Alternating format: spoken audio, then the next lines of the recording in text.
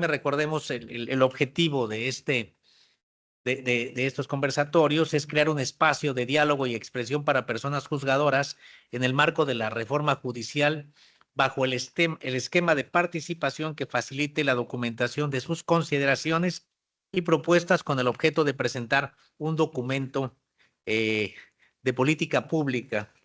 Esa es la intención, el objetivo, sin duda alguna la vamos a cumplir. Esto está sucediendo en los 32 estados de la República. Nuestro primera intervención es en el programa, está en la guía, para hoy lunes 12 de agosto, el tema que nos toca es el ABC de las reformas estructurales en un Estado democrático. Tengo el gusto de estar acompañado primeramente de la doctora Lucely Carballo Solís, presidenta de la Barra Mexicana del Colegio de Abogados, capítulo Yucatán, que le damos la bienvenida. Vamos a obviar los currículums porque pues son gente reconocida. Desde luego la magistrada Mayra González Solís, magistrada integrante del Tribunal Auxiliar aquí en la ciudad de Mérida, gran amiga, juez aquí en Mérida en su época y después como magistrada. Muchas gracias, Mayra. Y desde luego al magistrado José Pablo Abreu Sacramento, que él está magistrado, integrante de la Sala Civil y Familiar del Tribunal Superior de Justicia de aquí del Estado de Yucatán, que también le damos la bienvenida. Muchas gracias, magistrado. Muy buenas tardes, tengan todos y todas aquí presentes. Agradezco la invitación de la Dirección de Participación Ciudadana de la Suprema Corte de Justicia de la Nación. Para mí es un honor estar aquí esta tarde con grandes profesionales del derecho, representando a la Barra Mexicana, Colegio de Abogados, Capítulo Yucatán, para abordar un tema tan relevante como es el ABC de las reformas estructurales en un Estado democrático de derecho. Y qué mejor compartir esta mesa con grandes juristas, exponentes de toda la parte de la impartición de justicia en nuestro Estado, en materia local, materia federal, y grandes amigos y reconocidos de reconocido prestigio. Para contextualizar un poco el tema, es importante establecer que en un Estado democrático estas reformas son indispensables para garantizar que nuestras instituciones cumplan su misión fundamental con ética, que es proteger los derechos de todos los ciudadanos y asegurar la justicia pronta y expedita. Para ello, dividiré mi participación en dos partes. En primer lugar, hablaremos de la importancia de la división de poderes y la existencia de órganos constitucionales autónomos para preservar nuestro Estado de Derecho. Y la segunda parte de mi exposición abordaré las reformas estructurales. ¿Cuál es la importancia de la división de poderes y la existencia de órganos autónomos? Órganos constitucionales autónomos. La división de poderes es esencial como un pilar fundamental del Estado constitucional de derecho. Este principio asegura que el poder no se concentre en una sola entidad, evitando así abusos y garantizando un sistema de contrapesos en el cual los poderes ejecutivo, legislativo y judicial actúen de manera independiente y coordinada. Las reformas propuestas en nuestro sistema judicial presentan grandes desafíos a esta independencia. Por ejemplo, con la eliminación del Consejo de la Judicatura Federal y su sustitución por un órgano centralizado de la administración judicial, es una propuesta que podría comprometer la autonomía de los jueces al concentrar el poder administrativo en un solo órgano potencialmente sujeto a influencias externas. Adicionalmente, la propuesta de elegir jueces y magistrados a través del voto popular representa un riesgo significativo en la politización de la justicia. En lugar de garantizar una judicatura independiente y profesional, podríamos enfrentarnos a un sistema donde las decisiones judiciales estén influenciadas por intereses electorales, socavando la imparcialidad y la objetividad del Poder Judicial.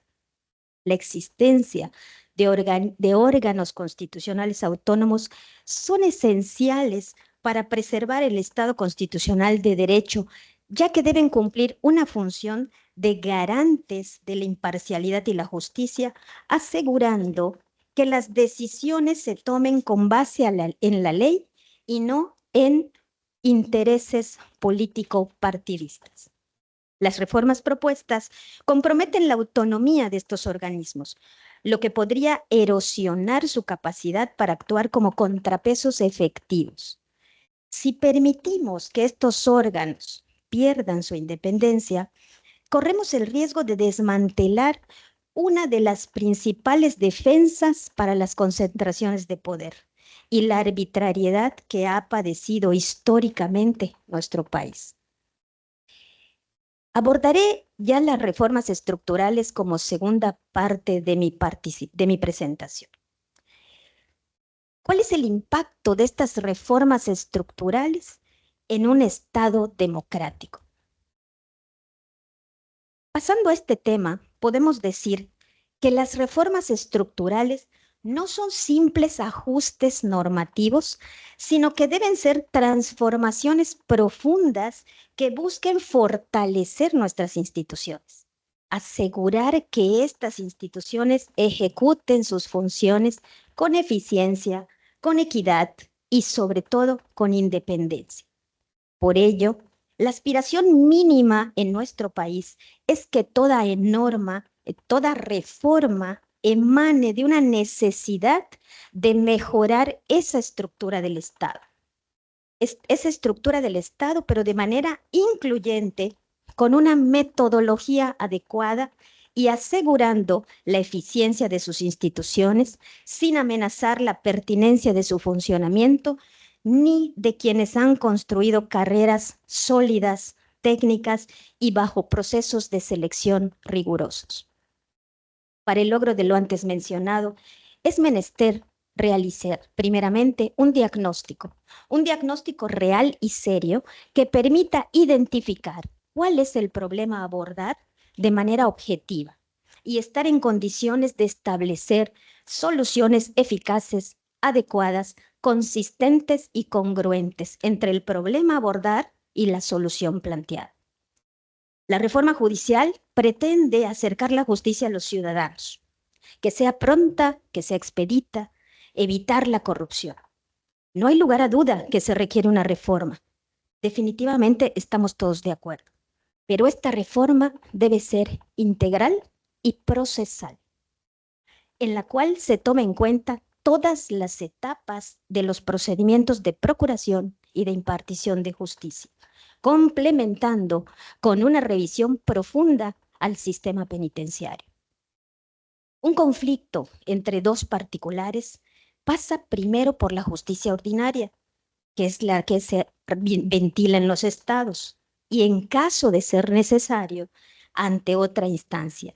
Y cuando hay un conflicto entre un particular y una autoridad, es entonces que se llega a la justicia federal a través del juicio de amparo.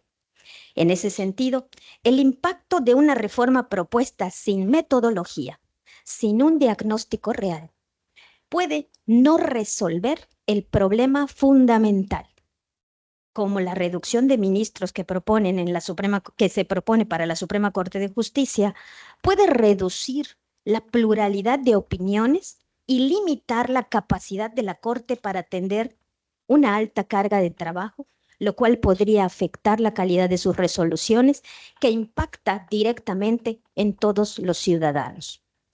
La elección popular de jueces y magistrados podría politizar la función judicial, haciendo que las decisiones se vean influenciadas por intereses electorales en lugar de principios jurídicos, lo cual sería un riesgo para la independencia judicial y también impacta negativamente en el pueblo.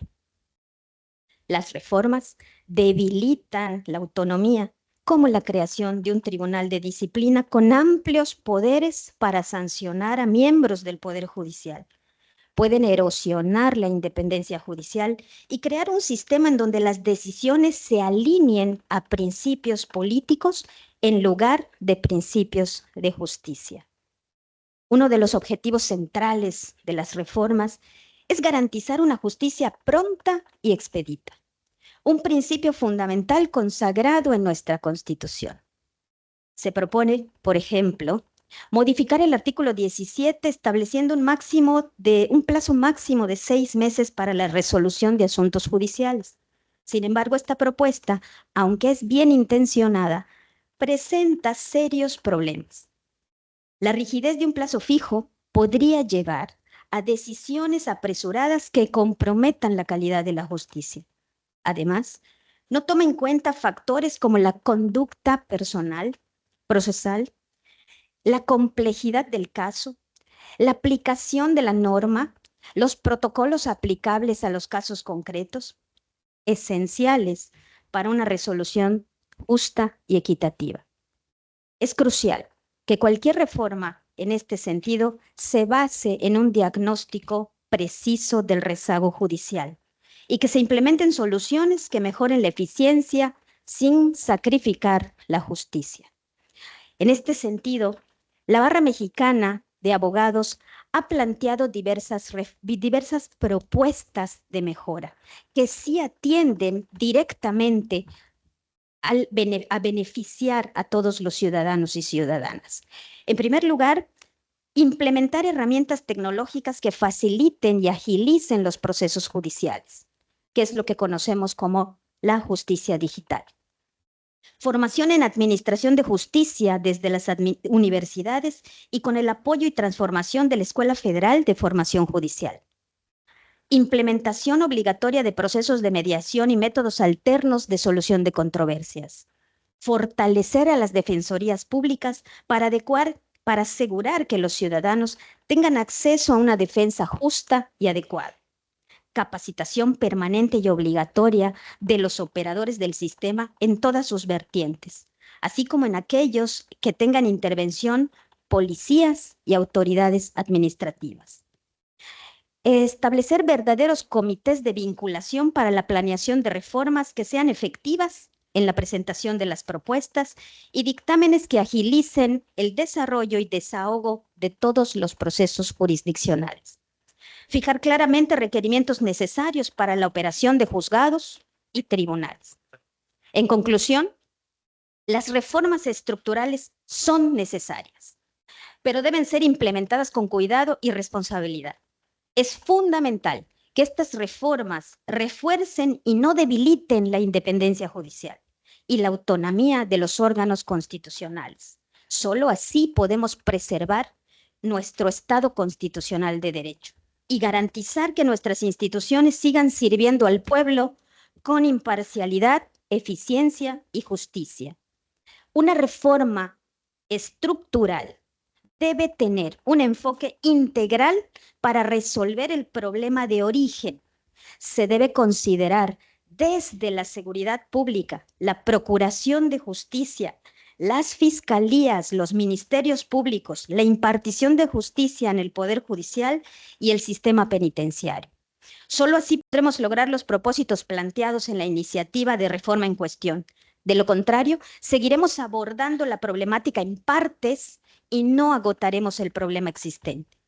Finalmente, invito a todos los aquí presentes a reflexionar sobre los riesgos y beneficios de las reformas propuestas y a trabajar juntos y escuchar todas las conclusiones de los diálogos y de la sociedad que ha estado trabajando al respecto y tomar en cuenta todos los actores para construir un verdadero sistema judicial que sea verdaderamente independiente, justo y al servicio de todos y todas las ciudadanas. Muchas gracias.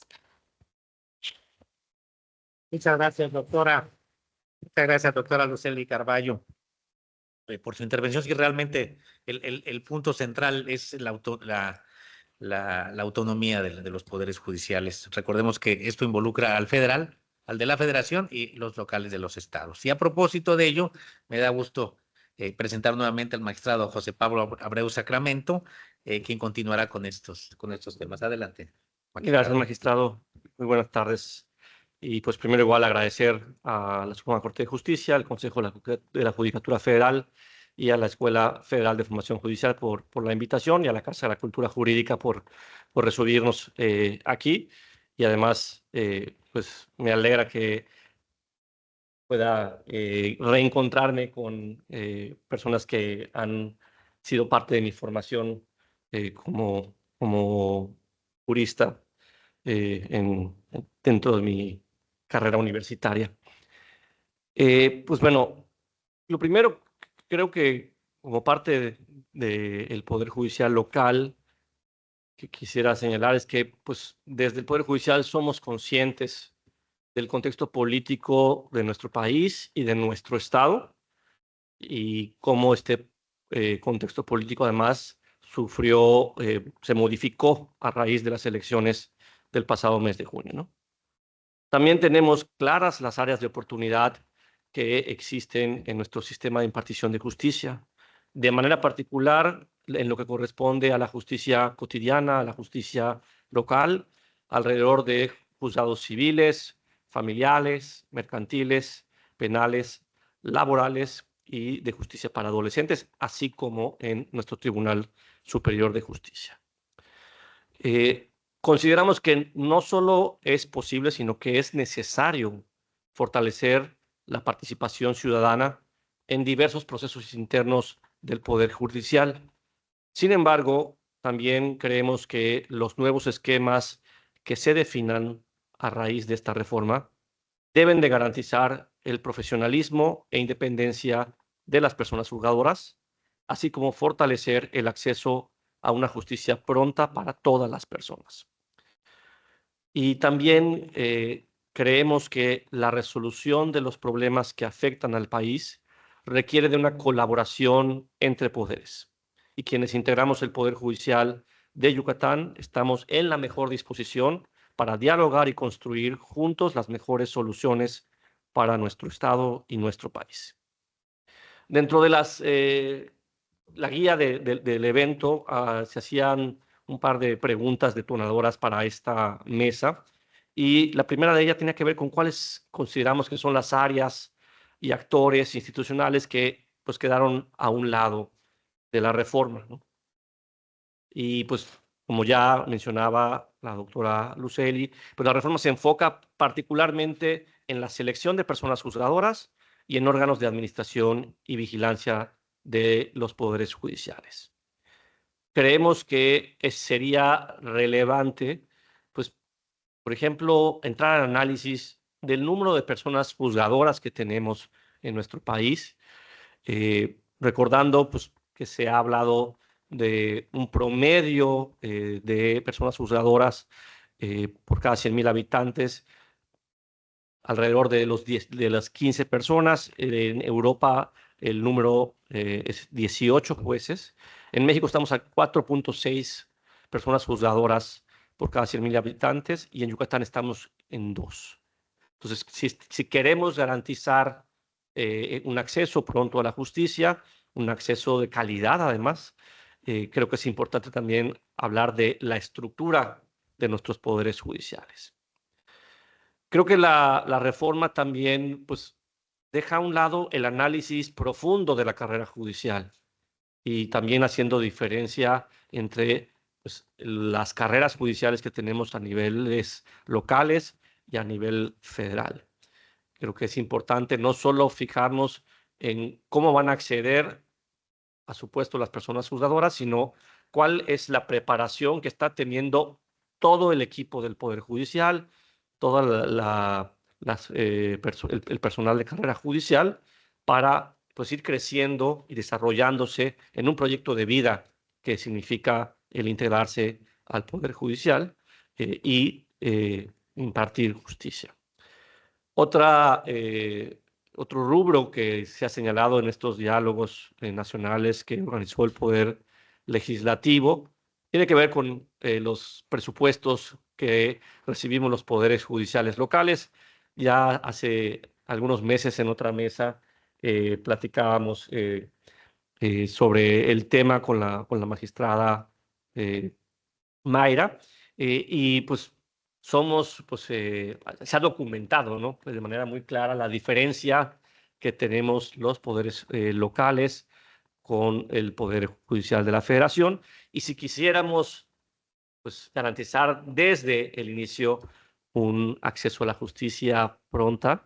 Creo que tenemos que pues, fortalecer la justicia local para que no sea necesaria la justicia constitucional. Ya mencionaba de manera general la doctora Luceli la necesidad de una mejor capacitación a propósito de estos presupuestos limitados que enfrentamos en los poderes judiciales locales. Pues nosotros, por ejemplo, agradecemos muchísimo la labor que realiza la Casa de la Cultura Jurídica, porque es parte de la oferta a la que podemos acceder los poderes judiciales locales y actualizar a nuestro personal y actualizarnos nosotros al respecto.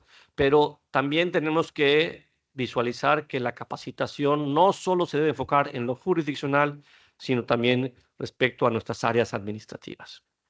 Otro punto que mencionaba la doctora Luceli es el de las defensorías públicas. Y pues también hablando de las defensorías públicas y de las asesorías jurídicas, ¿no? Si queremos garantizar a todas las personas el acceso a una justicia de calidad, pues se vuelve relevante también hablar de la calidad de asesoría legal que llevan estas personas en los procesos. Y pues no es pues una excepción el encontrar pues en las demandas que nos presentan o en los recursos de apelación deficiencias en los escritos que se pueda identificar dentro del expediente, pues fallas en la representación legal, ¿no? Y creo que pues una defensoría pública, una asesoría jurídica pública, gratuita, de calidad, en la que igual hablemos del número de defensoras y asesores jurídicos, debería ser un tema del que estuviéramos hablando a propósito de esta reforma. Pues igual es importante retomar la discusión sobre la colegiación de abogadas y abogados y la calidad de la oferta educativa en materia de derecho.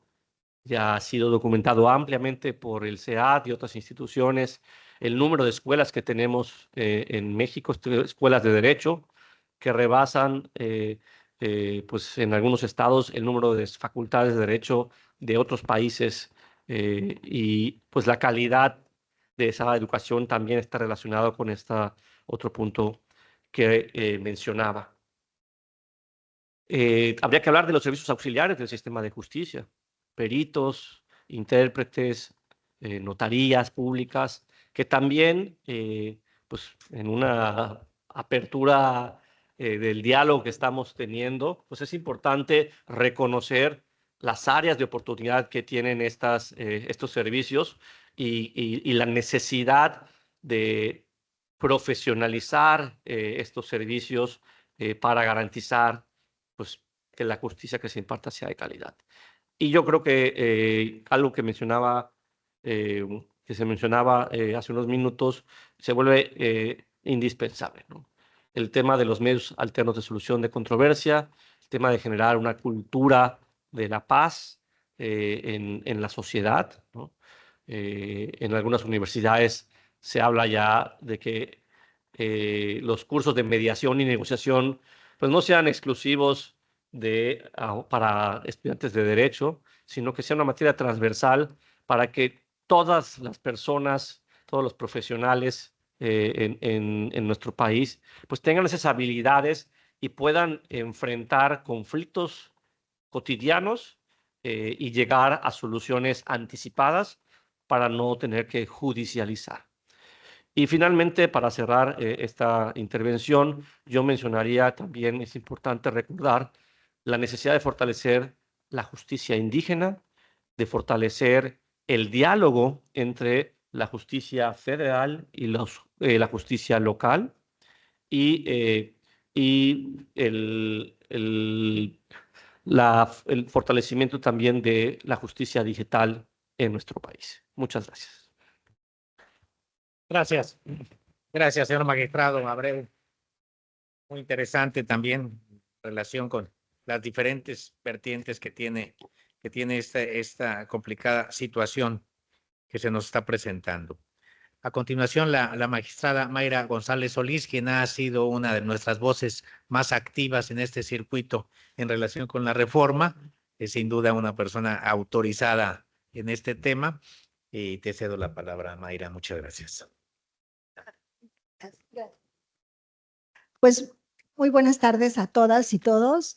Un gusto estar con esta mesa panel tan importante porque todos, además de que tienen mi admiración profunda jurídicamente, profesionalmente hablando, pues son amigos entrañables y muy distinguida de estar con ustedes. Lo mismo de este público maravilloso, compañeras y compañeros de la judicatura, operadores jurídicos y público en general, y gracias a la licenciada Reina Mirza que nos abre las puertas como siempre, su generosidad, y a todas nuestras instituciones, nuestra Casa de la Justicia, Consejo y Suprema Corte. Pues bueno, quiero salirme un poquito del tema sobre el cual se ha girado, efectivamente lo ha dicho muy bien el magistrado. He estado trabajando desde pues que se presentó la iniciativa, analizando las distintas aristas y pues solamente retomando lo que se ha dicho, efectivamente me parece, y lo he dicho en varias ocasiones, en varios foros, la reforma que se plantea al Poder Judicial de la Federación me parece es un riesgo enorme para la independencia judicial, para la división de poderes, en síntesis, para el Estado constitucional y democrático de derecho, y no cumple con la finalidad que establece precisamente en su exposición de motivos, que es la democratización de la justicia. Y sí, en cambio, pues advierto que nos hemos dedicado, pues obviamente por la trascendencia, el impacto de la noticia que implica la sustracción, llamémosle así, o la movilización de la totalidad de los juzgadores federales, pues esto es prácticamente un desmantelamiento pragmático de lo que es el Poder Judicial de la Federación, además de los recursos que se están queriendo utilizar para otros fines. Y ello, pues desde luego que alerta en el tema de independencia, tan es así que la relatora para la independencia judicial de la ONU, pues ha expresado la preocupación de este organismo internacional respecto de estos riesgos. No es algo que se nos ha ocurrido o a quienes somos los operadores jurídicos. También lo ha señalado en estudios de la Universidad de Stanford, con la barra precisamente mexicana de abogados, que pues aquí en el capítulo Yucatán ya se ha hecho el pronunciamiento respectivo. Entonces, estos temas han sido ya recurrentes. Y quisiera brevemente, como la propuesta que se nos hace es hablar de reformas estructurales, pues quisiera, sin dejar de lado estos temas que son los fundamentales para mí en la discusión, llevarlos a unas reflexiones si no bien totalmente novedosas, sí que no les hemos puesto atención y que si las vemos en su conjunto nos puede alertar del tamaño de la problemática a la que nos estamos enfrentando. Cuando hablamos de reformas estructurales, debemos reconocer que se trata de unas medidas que modifican precisamente una economía, un marco institucional o en este caso un marco regulatorio para regular precisamente una sociedad. Este tema de reformas estructurales curiosamente surge en el periodo neoliberal de los 80s y de los 90s, precisamente a petición del Fondo Monetario Internacional, del Banco de México, se le pide a las naciones que hagan reformas estructurales. Por lo tanto, las características de una reforma estructural, según estos organismos, esencialmente, pues son para complementar, para sustituir una serie de modificaciones para una mejor disposición de los recursos de un Estado. No son un fin en sí mismo, sino en este caso son medios para fortalecer precisamente la estructura del Estado, de una economía. Otra característica de las reformas estructurales es que deben, o una exigencia para que puedan tener un aterrizaje, es la cautela a la hora de introducirlas, porque como su nombre lo dice, como van a modificar la estructura misma, es decir, el andamiaje, el soporte, los cimientos de esta sociedad, pues hay que introducirlas cuidando que no tengan un impacto indeseado. Por lo tanto, no deben ser precipitadas, deben ser cuidadosamente analizadas. Y también es deseable, nos dicen estos organismos, que estos programas de reforma sean diseñados en forma doméstica, es decir, adaptados a la necesidad de la sociedad en particular y desde luego, pues no deben ser del todo ambiciosas de tal manera que por abarcar un gran número de elementos, esto corra el riesgo de que inmediatamente o posteriormente venga un retroceso.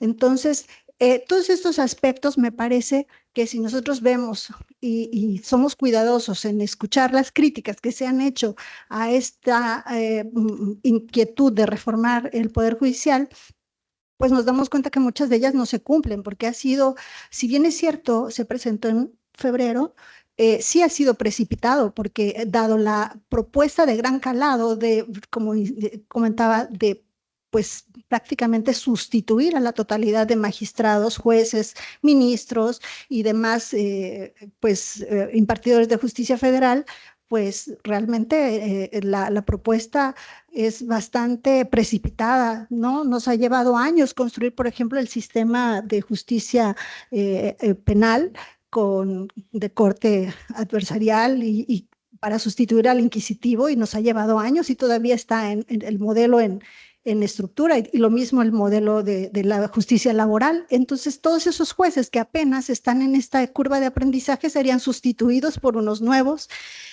de tal manera que yo creo que eso nos queda a todos claros que estamos en una situación pragmáticamente difícil, complicada.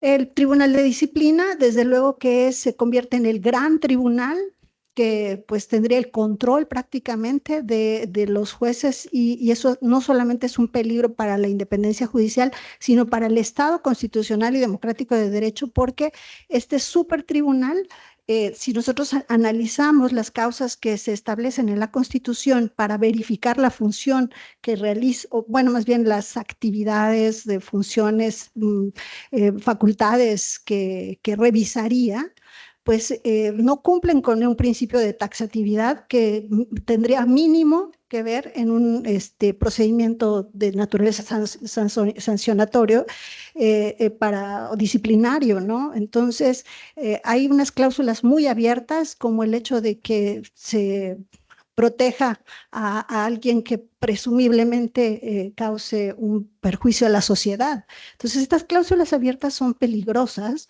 en un sistema en el cual, insisto, la ley pues debe ser cumplida e interpretada, en este caso, pues de forma literal para este tipo de materias. En estos casos yo les recomendaría, les sugeriría que revisemos, por ejemplo, experiencias de pueblos hermanos como Bolivia, en el caso de las elecciones, y veríamos que pues Bolivia ha sido un fracaso en este tema, y esto que es un país mucho más pequeño. Y en el caso del tribunal disciplinario, pues las experiencias de Hungría y de Polonia también nos revelarían mucho acerca del peligro que es para la estabilidad de la justicia la existencia de este tipo de organismos.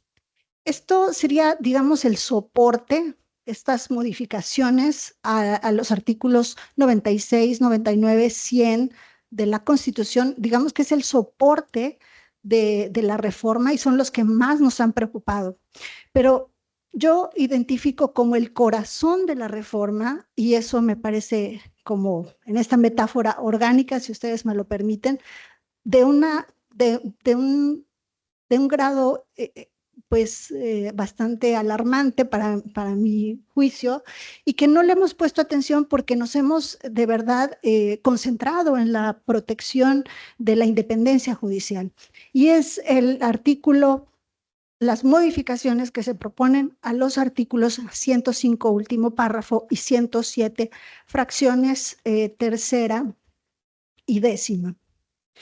Estas fracciones que se pretenden modificar tienen un impacto directo en mecanismos de protección constitucional como son el juicio de amparo, controversias constitucionales y acciones de inconstitucionalidad, específicamente tratándose de amparos en los cuales se controvierte leyes generales y se prohíbe ya a nivel constitucional la suspensión con efectos generales y en el caso del amparo, las sentencias que se emitan en contra de normas generales que tengan efectos generales. En el caso de la acción de inconstitucionalidad y de la controversia de constitucionalidad, se restringe la posibilidad de expedir una suspensión con efectos generales. ¿Y esto qué significa? Pues significa que deja totalmente inactivo el logro del 2013 sobre interés legítimo, que es un avance fundamental en la progresión de los derechos humanos, en la cual hay casos muy concretos, y como tengo solo 10 minutos, por eso es que lo estoy súper resumiendo, pero porque quiero que se lleven esto y ustedes que podrán verificarlo e identificarlo, empecemos también a darnos cuenta que la reforma, y por eso cuando nosotros decimos desde la judicatura, no estamos defendiendo un cargo, no estamos defendiendo un puesto, estamos defendiendo el Estado constitucional y democrático de derecho, porque esta reforma leída en su conjunto disminuye de manera drástica los derechos alcanzados, las garantías alcanzadas en mecanismos de protección constitucional. Y eso es gravísimo. Es gravísimo porque vamos en contra del principio de progresividad, desde luego, pero nos deja pues en rezago en una institución que fue vanguardia en el mundo, como el juicio de amparo, que ha avanzado en lugares como Colombia, por ejemplo, Honduras, y nosotros, en vez de avanzar a unos mecanismos de tutela más avanzados, pues vamos en retroceso. Entonces, insisto, ¿cuál es la preocupación? Pues que a partir de la suspensión que hasta el día de hoy se ha dado por la vía de la interpretación judicial que ha hecho la Suprema Corte de Justicia de la Nación, se ha logrado, por ejemplo, impedir que nuestros datos sean utilizados, por ejemplo, por el Instituto Federal de Telecomunicaciones, en este caso cuando se intentó hacer un padrón de usuarios de telefonía móvil, a partir de una controversia constitucional que pone, creo que fue el IFETEL, se logra, sin que nadie de nosotros haya interpuesto ningún procedimiento, ningún mecanismo, que nadie utilizara nuestros datos, por ejemplo. En otros gestiones, por ejemplo, una controversia constitucional ahora cuando se debatía de los libros de texto, si debían ser revisados o no revisados, pues también una suspensión en una controversia constitucional permitió revisar esas documentaciones para ver si nuestros hijos pues verdaderamente van a recibir un material de calidad o no. Y como ese podríamos poner otros datos en temas esenciales como salud, educación, medio ambiente, y por lo tanto que se establezca una restricción desde la Constitución para que los jueces federales, los ministros, puedan suspender el acto que puede presumirse inconstitucional, que es una excepción, porque desde luego que no es la regla, pues merma nuestras facultades. Y por lo tanto, leído todo esto en su conjunto, no hay duda alguna que la reforma, lejos de democratizar, está debilitando al Poder Judicial de la Federación y los mecanismos que como ciudadanos tenemos para ponerle límites al poder. De ahí que pues tenemos que pedir que esta reforma sea verdaderamente revisada, sea analizada con todo y el sumo cuidado, porque es una reforma estructural y por tanto no tendría por qué haber esta precipitación para hacerlo.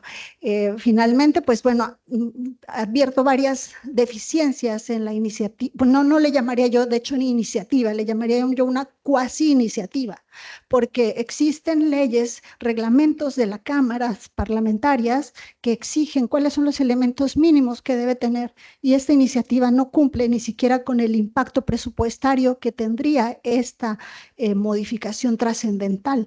Entonces, si nosotros leemos los acuerdos que reglamentan la presentación de iniciativas, pues nos damos cuenta que no este documento no tiene tampoco esas bases mínimas. Por lo tanto, en mi opinión, yo creo que a la postre caerá por su propio peso, porque en un Estado democrático de derecho, insisto, en el que todavía estamos, debe prevalecer la justicia y el respeto a la ley, a la norma y sobre todo a los derechos humanos. Y pues muchas gracias a todos. Muchas gracias, magistrada Mayra González Solís. ¿Cómo andamos de tiempo para la inauguración? Ok. Bueno, pues entonces me permitiré yo la reflexión del caso. Pues primero, muchas gracias por su intervención. Yo vengo en una carrera desde el año 1988 y he visto cómo se han formado los diferentes titulares, jueces, magistrados. Inclusive he visto ministros ser litigantes y llegar a nuestro máximo tribunal. Voy a tomar un examen, un ejemplo, y espero me disculpe el magistrado Esteban Chi. Hace ratito estábamos hablando como cuando yo llegué aquí de juez de distrito en el año 93. Había nacido mi hija, aquí aprendió a caminar. Y yo llego a Mérida el día que destapan como candidato a Luis Donaldo Colosio. Fíjense, en el carro venía escuchando que era el candidato. Entonces estamos hablando de hace muchos años. Pero bueno, el aspecto humano, yo estoy de acuerdo que no necesariamente la formación artesanal con la que muchos nos formamos dentro del Poder Judicial sea la única. Conocemos casos de excepción, casos correctos de que gente que viene de la academia o de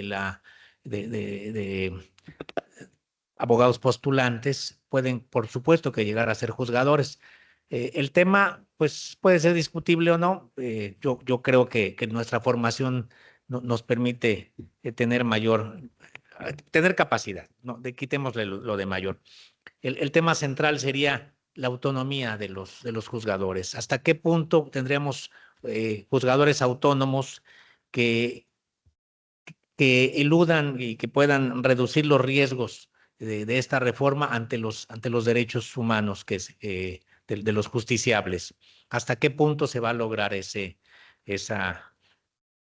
objetivo si es que la reforma pasa, que es lo que parece que así será? Es una cuestión de reflexión, pero yo creo que el tema central es finalmente el objetivo, que es la población. Hacia ellos está dirigida y debe de salvaguardarse la mayor calidad y profesionalismo entre los juzgadores. Los temas pues ya son variados, pero en el caso que estoy haciendo el ejemplo de Esteban, que nuevamente le ofrezco una disculpa, pues yo lo vi formarse, salir de su ciudad natal, recorrer algunas partes de la República. Andaba en Tampico la última vez que lo vi en un chat, y ahora está aquí en Mérida. Esa es la formación que hemos tenido la mayoría de los titulares, Mayra en Veracruz, Puebla, etcétera. En fin, no es que el que viaje tanto sea mejor juzgador, es obviamente el estar aquí en esta Casa de la Cultura ya muchas veces, dando cursos, tomándolos. Ojalá los señores legisladores entiendan esa situación.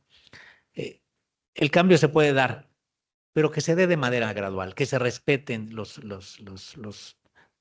derechos adquiridos de los juzgadores, y por supuesto que si es por elección popular el nuevo perfil, pues está bien, sin duda alguna buscarán buenos perfiles y no cualquiera estará ahí, eso no tengo la menor duda, pero que se respeten lo que ya tenemos, esa base sólida, es lo que tenemos, y yo hago votos porque así sea.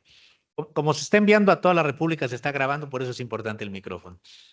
Buenas tardes. La pregunta es, en el supuesto efectivo que la reforma pues pase como es casi un hecho, ¿qué medios de defensa se van a utilizar? Bueno, la primera pregunta sería si existen medios de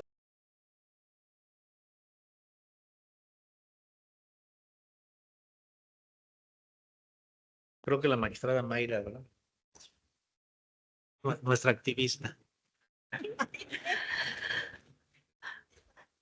Bueno, pues al ser una reforma a la Constitución, ¿verdad? Existen ciertas limitantes en la forma en la que está estructurado nuestro sistema jurídico. Sin embargo, consideramos, como yo aquí lo había ya adelantado, el procedimiento de presentación de este documento con el que se pretende reformar el Poder Judicial de la Federación y todo lo que relativo a los mecanismos que he comentado, presenta varias falencias. Y sobre ese tema sí existen precedentes en relación al análisis de que debe haber un procedimiento pulcro.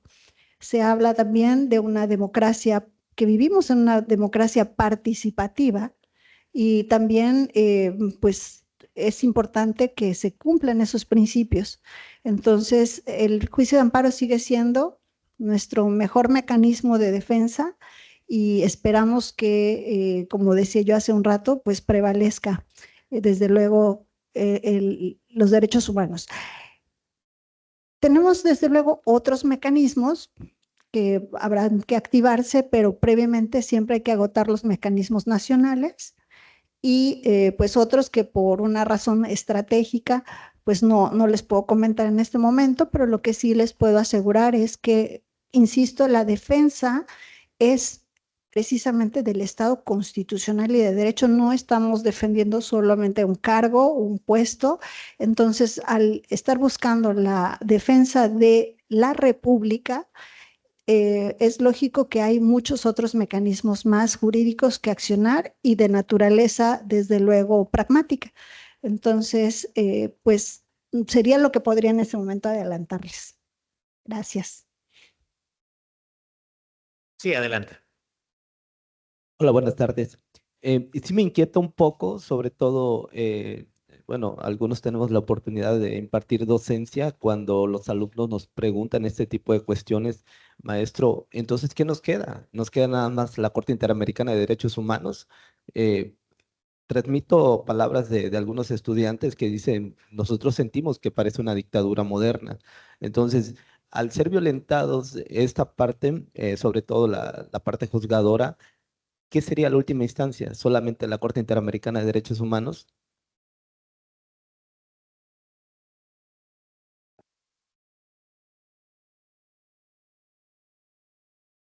Miren, nosotros ya damos como por sentado que efectivamente la reforma va a pasar, pero recuerden que todavía falta la interpretación sobre la representación de cargos de representación proporcional a cada uno de los partidos políticos que contendieron. En principio tenemos que estar seguros que tengan esa mayoría. Esto lo digo con absoluta pues respeto a la decisión que vayan a tomar las instancias electorales correspondientes, pero es un hecho también, y como que efectivamente damos por sentado que ya está todo realizado y pues los agentes políticos están haciendo su trabajo de defender sus votos, que al final de cuentas son también derechos político-electorales de todos y cada uno de nosotros. En una democracia, no nada más debe prevalecer el aspecto formal, que es el cuantitativo, es decir, la decisión de las mayorías. En una democracia se deben escuchar, una democracia moderna, desde luego, se deben escuchar a las minorías, es lo que Ferrayoli llama la democracia sustancial, y es el respeto de todas y todos, de los derechos humanos. Por lo tanto, las mayorías no pueden avasallar a las minorías cuando de derechos humanos se tratan. Y en esta reforma, como en todas, como en otras más que se presentaron en el paquete, se están tocando derechos humanos y por lo tanto consideramos que sí, los legisladores desde luego tendrán que hacer ese análisis, y aún sea con 1 o 2 votos, si no se consigue la mayoría, no, si no, o sea, la ley es clara, ¿no? En este aspecto la Constitución es clara, se requiere en este caso la votación, una mayoría absoluta. ¿Qué podemos hacer como ciudadanos? Bueno, pues exigirle a nuestros representantes que cumplan con la parte que les toca. Pues si hay 1 o 2 de diferencia, ese 1 o 2 puede ser la diferencia.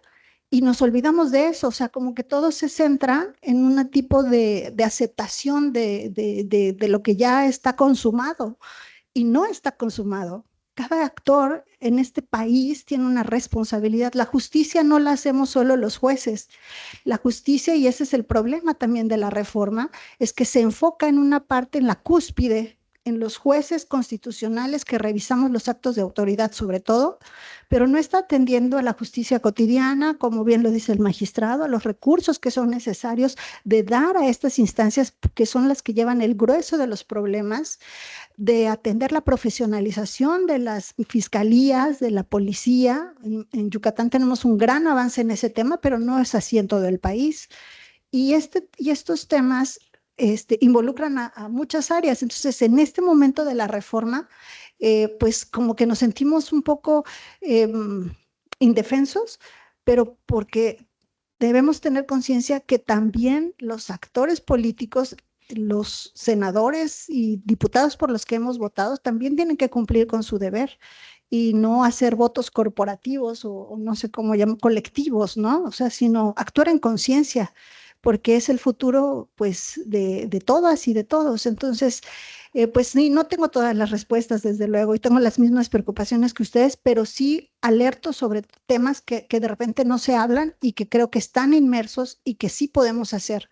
En ese caso, creo que lo está haciendo sociedad civil, haciendo un marcaje personal a cada uno de los diputados, diputadas, senadores y senadoras para ver qué van a hacer el día de la votación. Esperemos que nadie se ausente, que todos estén presentes y que le respondan a la República como es debido.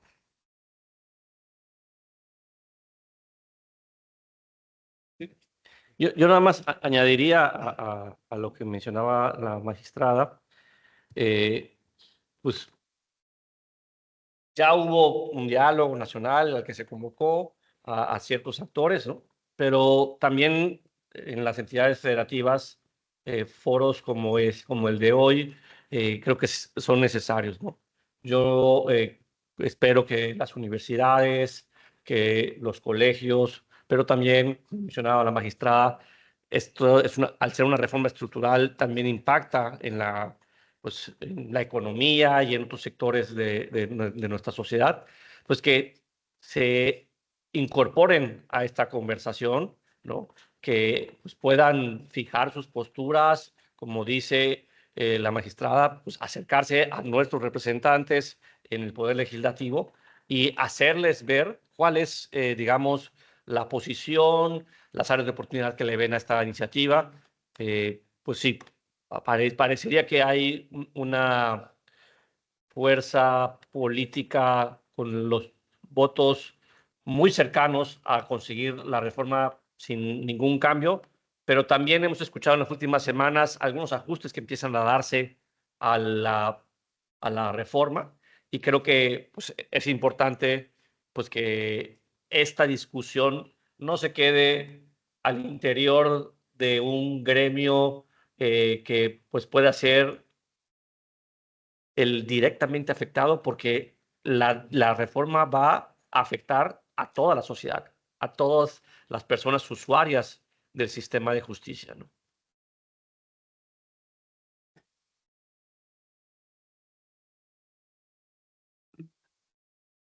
Ustedes son nuestro eje hasta cierto, no hasta cierto punto.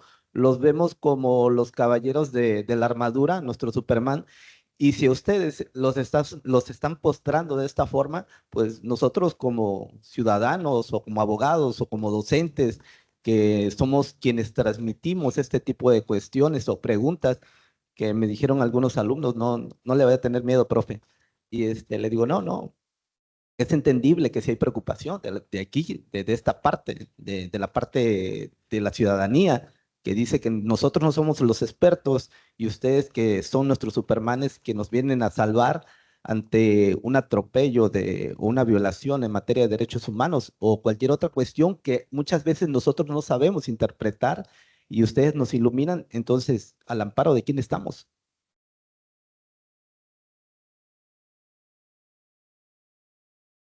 Es muy importante esa preocupación.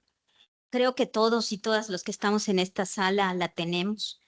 Y es por eso que se están dando diversos foros para tocar estos puntos. Como bien dice la magistrada Mayra, no tenemos muchas respuestas, pero sí tenemos que impactar en la sociedad civil para que puedan entender y comprender de qué se trata. Porque es cómo comunico, ¿no? ¿Cómo comunico? Y si yo solo comunico los nombramientos, las posiciones, los sueldos y salarios y demás, pues eso impacta a la sociedad de los que menos tienen, que es la sociedad, el grupo o el sector más vulnerable económicamente. Pero si nosotros golpeamos, como bien dices, a los que nos protegen, ¿qué va a pasar con nosotros? ¿No? Es por eso que tenemos que hacer llegar el mensaje a la sociedad y comunicar que los directamente afectados y que se van a vulnerar es la sociedad en general. ¿Por qué? Porque el Poder Judicial Federal es el árbitro. Es el árbitro que defiende cuando un ciudadano se es vulnerado en un derecho por una autoridad. Entonces, eso lo tiene que comprender la ciudadanía para efectos de que pueda entender el alcance de esta reforma tal cual, independientemente de los riesgos específicos que se pueden dar ante un cambio tan abrupto de una transición desordenada, ¿no? Habría conflictos internos, gente, todo el personal que forma parte del Poder Judicial, esa inestabilidad laboral de que pues, han abonado, o sea, han vendido su vida a la judicatura, ¿no? Para poder defender los derechos de los demás. Una transición desordenada implicaría una desorganización institucional, un retraso, una incertidumbre jurídica. ¿Y a quién le afecta o a quién le impacta? Al ciudadano, al pueblo que está vulnerado. Entonces, estamos golpeando con una reforma así, sin escuchar a los actores, a todos los actores, estamos golpeando al que protege al pueblo. Entonces, esa comunicación tiene que llegar al pueblo. La Barra Mexicana de Abogados está asumiendo esa responsabilidad con diversos foros a nivel nacional. Y es por ello que pues, les invito a la próxima semana, ¿no? Debemos de iniciar una serie de diálogos para la sociedad en general. Ya no queremos quedar estas discusiones de los temas de independencia y autonomía entre abogados, porque entendemos perfectamente en dónde está la vulneración de una reforma tal como está establecido. Es por ello que estén pendientes de las redes sociales en las cuales se van a publicar. Vamos a tener 3 diálogos judiciales en los cuales se van a tocar desde la justicia federal, la justicia local y la perspectiva de la postulancia. Cómo esta reforma va a cambiar el ejercicio profesional de los abogados y de las abogadas. Entonces, es muy importante el conocer a fondo y de manera integral esta propuesta. La iniciativa, la exposición de motivos, tiene buenas intenciones, pero la propuesta no resuelve los propósitos de la iniciativa. En este sentido, pues se tiene que escuchar a todos los actores para poder tener soluciones adecuadas a lo que se pretende, una justicia pronta, expedita y demás, ¿no? Entonces, les invito a participar en estos diálogos, a preguntar, a tener claros estos conceptos que se están abordando en el análisis de la reforma. La Barra Mexicana pretende hacer análisis técnicos, ¿okay? Sin confrontar, simplemente sumar para el beneficio de todas y de todos, de toda nuestra sociedad. ¿Okay? Muchas gracias. Magistrada Mayra, una última intervención y para iniciar de inmediato la siguiente mesa. Sí, muchas gracias. Bueno, ya nada más para finalizar, porque nuestro colega nos ha dicho con toda la razón, ¿no? Si ustedes que están ahí O sea, no podrían hacer nada. ¿Qué hacemos nosotros? Bueno, es precisamente por esa situación que levantamos la voz constantemente, que hacemos una serie de expresiones. Los jueces, decíamos, hablan a través de sus sentencias. Ustedes saben que ahí están las razones por las cuales resolvemos bien o mal y se pueden impugnar, para eso están los mecanismos. Hoy las circunstancias nos han obligado a salir a dar otras razones.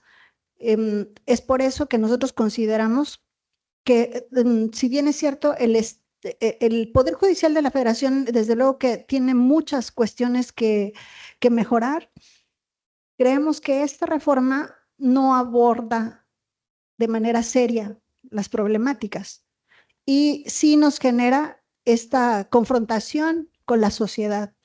Los operadores jurídicos son y seremos los más afectados, no solamente los juzgadores. Esta reforma va a afectar a todo el gremio, porque un poder judicial que no sea independiente, que no garantice los derechos humanos de todas y de todos, y como les dije, el debilitamiento de los mecanismos de control jurisdiccional que hemos alcanzado hasta el día de hoy, este debilitamiento del acceso, cualquiera podrá emitir una ley inconstitucional y, como dice el refrán, palo dado ni Dios lo quita, porque no va a haber suspensión. Entonces, por supuesto que tenemos todos que levantar la mano y nosotros, como garantes de que hemos sido designados hasta el último día, abogado, yo le puedo decir que, por lo menos hablo por mí y por la mayoría de mis compañeros que conozco y que hemos estado pendiente de esta situación, hasta el último día lucharemos por defender la independencia judicial con todo lo que eso significa, con la dignidad también que debe caracterizar a la investidura que tenemos, porque creemos en el Estado constitucional y democrático de derecho. Entonces, no dude que estamos comprometidos con ello, con las falencias lógicas que desde luego como seres humanos tenemos. Entonces, sí les pedimos que desde la posición que ustedes tienen, tomen y nos ayuden a tomar conciencia para que nos apoyen en las acciones que deberán en su momento venir y nos ayuden a hacer conciencia en la gente que no tiene esa comprensión, porque nuestro pueblo no sabe, no tiene cultura jurídica. Nuestro pueblo es ignorante en ese aspecto y así ha sido quizá conveniente por mucho tiempo. Y todos somos responsables de ello. Entonces, empecemos a trabajar, porque si no tenemos otra opción, tendremos que buscar la reversión, como dije, lo más pronto posible. Entonces, mi compromiso es con la República y seguirá siendo hasta el último momento. Gracias. Muchas gracias. Gracias. Doctora Luceli, magistrada Mayra, Pablo. Muchas gracias por su presentación y damos paso a la segunda mesa.